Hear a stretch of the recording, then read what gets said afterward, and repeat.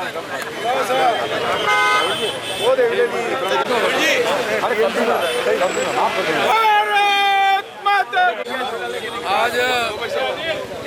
महाराष्ट्र, राजस्थान और उत्तर प्रदेश और महाराष्ट्र की विजय ने सारे देश को एक संदेश दिया है। भारतीय जनता पार्टी के कार्यकर्ता बहुत उत्साहित है, उल्लासित हैं और आज इन सभी ने अपनी खुशी का इजहार यहाँ पर मिठाई वितरण को और आतिशबाजी कर किया है।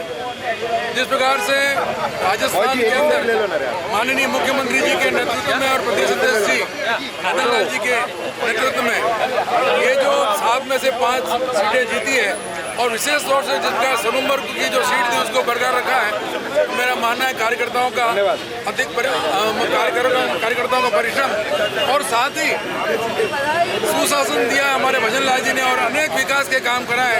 जनता ने उनके श्रेष्ठ कार्यों को देखकर वोट लगाई है।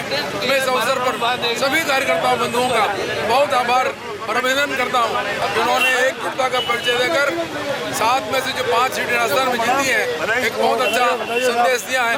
उन्हें कार्यकर्ताओं का बहुत हार्दिक शुभकामनाएं।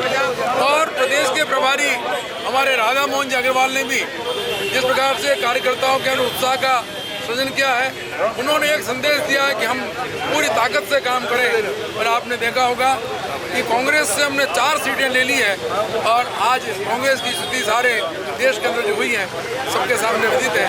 एक बार उन्हें सभी कार्यकर्ताओं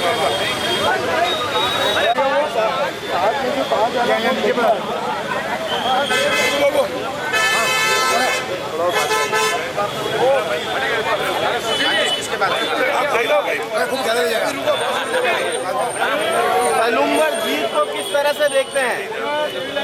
सर, जीत मेरे हिसाब से तो एक बड़ा रोमांचक चुनाव था।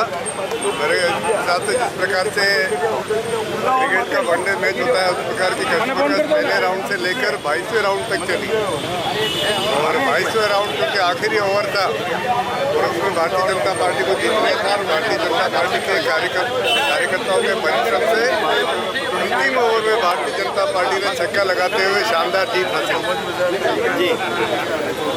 कहीं जो मजबूती से जो बाप पार्टी प्रदर्शन कर रही है, कहीं राजस्थान को तीसरा विकल्प जो नहीं मिलने वाला है?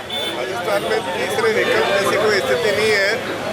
जहाँ तक आप आप पार्टी का उल्लेख कर रहे हैं तो जहाँ 84 में उसके मतों का प्रतिशत घटा है, ये तो वहाँ पर सलूमबर पे कांग्रेस का जो प्रत्याशी था अप्रत्याशित रूप से इसे कमजोर समझते हुए कहीं न कहीं शिफ्टिंग ऑफ वोट हुआ है। वोटों का स्थानांतरण जो हुआ है, लगभग 35,000 वोट कांग्रेस के अन्य पार्टियों में गए और उसमें से लगभग 30,000 वोट अनफॉर्चुनेटली बाप को मिल गए।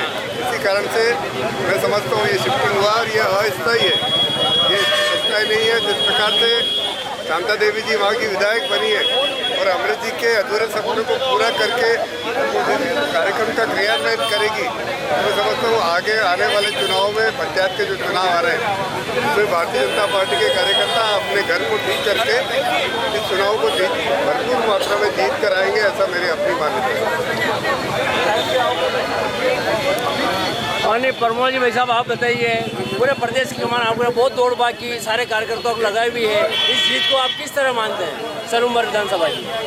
ये डबल इंजन सरकार के उत्कृष्ट कार्यों की जीत है और आदरणीय भजनलाल जी शर्मा और प्रदेश अध्यक्ष मदन जी राठौड़ के नेतृत्व में विगत 11 माह में संगठन और सत्ता के तालमेल से जो कार्य हुए हैं उसकी जीत है।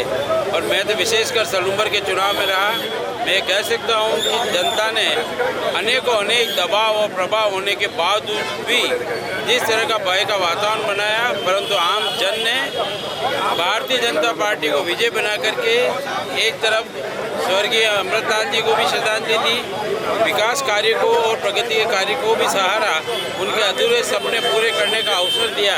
परंतु राष्ट्र विरोधी ताकतों को और समाज तोड़ने वाले लोगों को परास्त करके इस देश हित का जो कार्य किया है वह मैं आपके चैनल के माध्यम से वहाँ की जनता का बहुत बहुत आभार व्यक्त करता हूँ। भाई साहब, बटोगे तो कटोगे, इस नारे ने कहाँ तक आपका साथ दिया, कितना?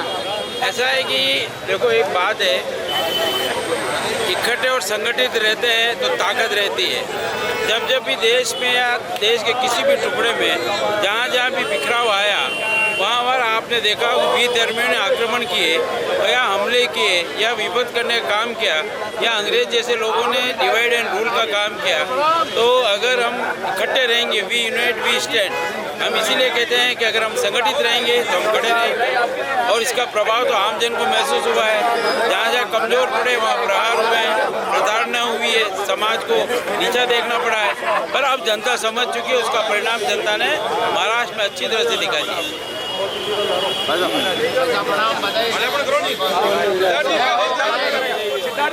आज भारतीय जनता पार्टी के इस 11 महीने के कार्यकाल के अंदर पहला उपचुनाव हुआ है, उसमें भी 7 सीटों में से 5 सीटें भाजपा ने जीतकर ये साबित कर दिया है कि वास्तव में हमारा कार्यकर्ता सक्रिय है और हमारा संगठन मजबूत है। इसी की बदौलत भजनलाल जी ने मुख्यमंत्री बनते ही पहले ही बजट में इतना विकास का जो वास्तव में जनाधार खड़ा किया, उसी की बदौलत है कि कार्यकर्ताओं में भी जोश था और संगठन में भी मजबूती थी और सरकार का काम को यह जीत का श्रेय मिलना चाहिए और कार्यकर्ताओं की मेहनत का परिणाम मिलना चाहिए। वास्तव में सभी को बधाई, शुभकामना के साथ में मैं यही आशा करता हूं कि ऐसे जनता का आशीर्वाद में मिलता रहे। धन्यवाद। ये सबसे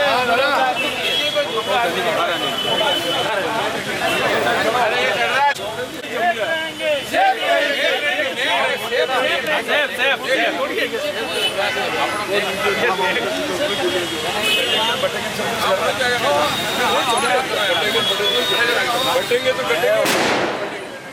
भारत माता की जय।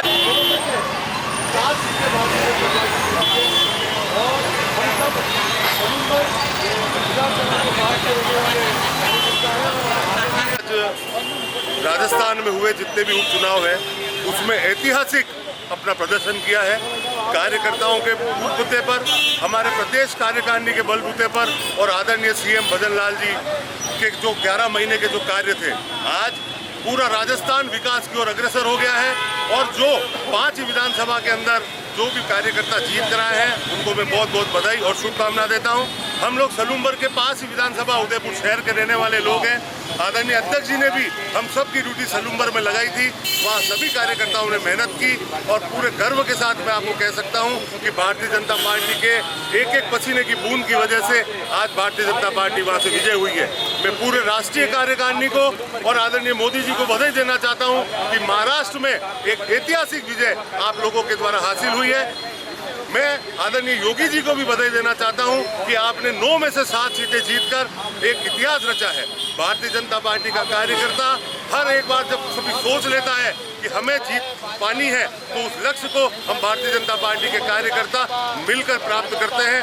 आपके चैनल के माध्यम से मैं उस उदयपुर के जितने भी समस्त भारतीय जनता पार्टी के कार्यकर्ता हैं, राजस्थान के भारतीय जनता पार्टी के कार्यकर्ता हैं, मैं सबको बधाई देता हूं और आपके चैनल के माध्यम से आपको भी बहुत बहुत धन्यवाद और शुभकामनाएं। जय भाजपा, जय भाजपा, विजय भाजपा।